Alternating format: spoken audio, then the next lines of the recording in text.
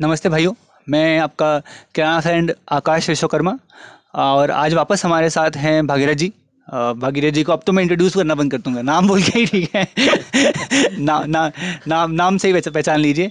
And हम इनके store में बैठे हैं। एंड हमें एक क्वेश्चन आया कि मेरे दुकान में इस ब्रांड का डिस्ट्रीब्यूटर नहीं आता और बहुत मांग है मेरे वहाँ, बट ये डिस्ट्रीब्यूटर नहीं आता तो मैं नहीं रख पाता हूँ। और फिर मैं कस्टमर को जो उसको चाहिए वो नहीं दे पाता। और एंड सिंस इन्होंने कहा है कस्टमर इज किंग, अब कस्टमर को चाहिए तो ये एक क्वेश्चन था। फिर एक और क्वेश्चन आया कि अ, बहुत सारे ब्रांड्स हमारे वहाँ नहीं आते हैं।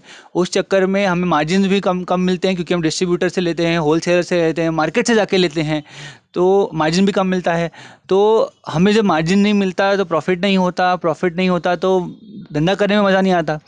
तो ये काफ़ी ही बड़ा टॉपिक था। थोड़ा सा अगर हम भागीरथ जी से पूछें कि अगर मैं एक दुकान वाला हूँ, मेरे पास या तो ब्रांड वाला नहीं आता, एक मुझे बहुत कम मार्जिन देता है, दो और हर दिमाग में हर इसमें हम सोचते हैं कि यार कब ये ब्रांड आएगा, कैसे हम ट्रैक रखें कि ये नया ब्रांड है, इसको रखना चाहिए कि नहीं रखना चाहिए। तो ये अगर ब्रांड का तोड़ कुछ हो हमारे लिए, अगर भागीरथ जी बता पाएँ तो प्लीज़। ज़रूर, इसको मैं 2-3 पार्ट में बताना चाहूँगा। पहला पॉइंट तो ये है कि देखिए, मैं हमेशा मैंने पहले भी शायद कहा है आपको कि आंकड़े शब्दों से ज़्यादा बोलते हैं। तो लोगों को लगता है मेरे पास ये ब्रांड होना चाहिए। ब्रांड्स देखिए बड़े कलरफुल, अब देखिए ये सब ब्रांड्स कितना एक दुकान को सुंदरता प्रदान करते हैं। बट अगर मैं बात करूँ तो हो सकता है बिस्किट की सेल के सामने ऑयल की वनस्पति की सेल बहुत ज़्यादा होगी। अगर मैं बात करूँ तो मसाला की सेल मतलब अच्छे मार्जिन्स के साथ और अच्छी होगी।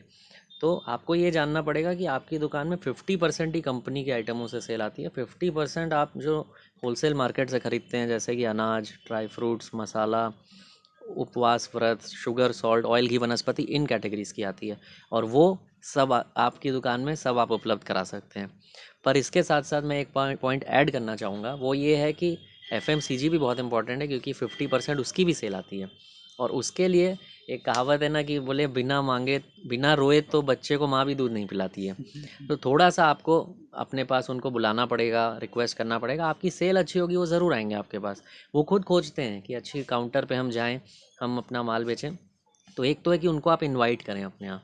उसके अलावा उनकी कुछ डिमांड्स होती हैं, वो ज़्यादा प्रेफर करते हैं मॉडर्न ट्रेड वालों को अच्छे ऑफ़र्स देते हैं। उसका कारण है कि उस वहाँ सेल्फ सर्विस होती है, मल्टीपल चेकआउट्स होते हैं और प्रॉपर डिस्प्ले के लिए वो शेल्फ्स दे सकते हैं।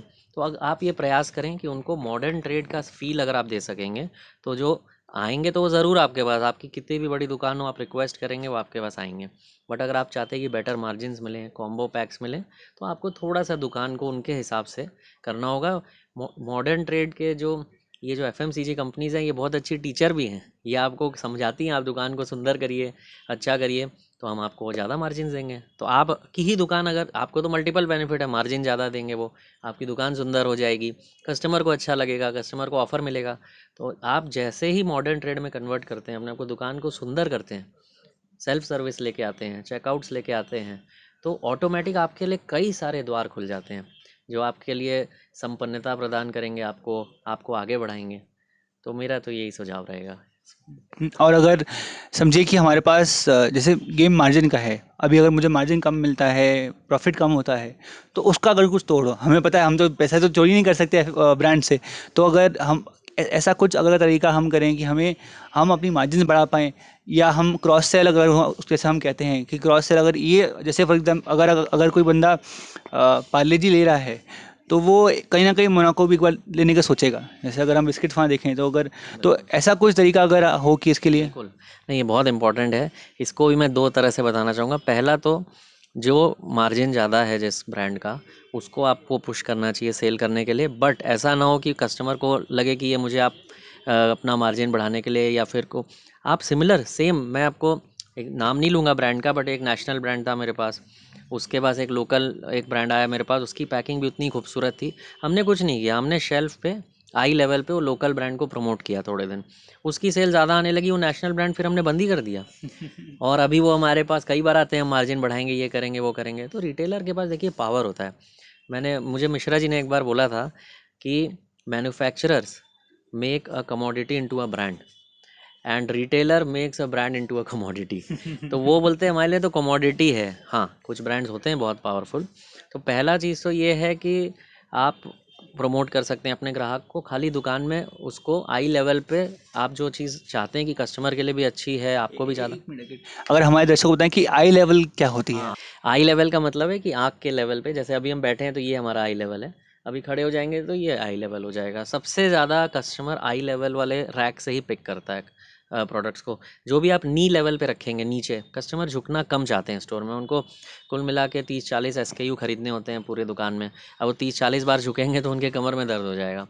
और साइकोलॉजिकली भी वो सो सॉरी, ये एसकेयू क्या है? SKU अगर इसका फुल फॉर्म बोले तो स्टॉक कीपिंग यूनिट है। और SKU का मतलब होता है कि अगर मैं इसको सिंपल भाषा में समझाऊं तो जैसे ये पार्ले का ये निमकीन जो है, इसका जो ये पर्टिकुलर पैक है, ये एक SKU होगा। इसी ब्रांड का अगर ये साइज़ चेंज हो जाए तो ये दूसरा SKU हो जाएगा। और इसी साइज़ का इसी तरह का प्रोडक्ट दूसरा ब्रांड हो जाए तो दूसरा SKU हो जाएगा। तो बेसिकली इसके चाहे मेरे पास 1000 प्रोडक्ट हो, ये SKU एक है। तो नंबर ऑफ़ SKUs आपकी दुकान में डिफाइंड होने चाहिए कि कितने होंगे। जैसे हम लोग ये मान के चलते हैं कि हम 3000 से ज़्यादा SKU नहीं रखेंगे। हमारे किसी भी स्टोर में 3000 से ज़्यादा SKU नहीं है। 2200 से लेके 3000 के बीच SKU हैं। उसके लिए हम बहुत पर्टिकुलर हैं। कोई नया SKU इंट्रोड्यूस भी करना होता है तो हम पुराने में से जो कमज़ोर SKU है वो घटाते हैं अपने स्टोर से। एंड सरप्राइजिंगली, क्योंकि कपड़े में हम करीब करीब 80-90 हज़ार SKU रखते हैं और यहाँ 3000 SKU में इतना आराम से पूरी रेंज बन जाती है। This is the beauty of this particular store. मुझे, आप जैसे लोग बोलते हैं ना, मैं तो आपने स्टार्टिंग में मुझे पहली बार पूछा था, शायद हम लोग मिले थे, कि लोग तो नॉर्मली किराने से कपड़े में जाना चाहते हैं कि हम थोड़ा प्रीमियम लाइफस्टाइल ब्रांड में जाना चाहते हैं, प्रोडक्ट्स में जाना चाहते हैं। बट मैं आपको ये बताना चाहूँगा कि कहाँ आप 3000 SKU की बिज़नेस को छोड़ के, और जिसकी सेल ज़्यादा है कई गुना, और 1 लाख SKU 80,000 SKU के बिज़नेस में घुसने जा रहे हैं, जहाँ पे इतने सारे SKU आपको मेंटेन करने हैं। This is the beauty of this business कि बहुत ही लिमिटेड SKUs में आप एक कंफर्म एक रेगुलर सेल कर सकते हैं। बहुत बहुत बहुत ही बढ़िया जवाब भगीरथ जी।